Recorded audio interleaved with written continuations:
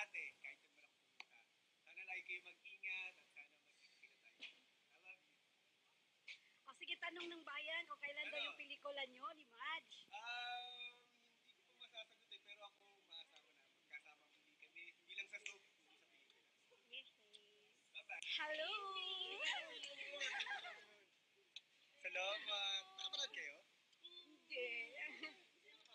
Hi, Kuya Ato. Madilim lang pa. Okay lang, basta makita ka lang namin. Kompleto na ang buhay natin. Thank you. Ano?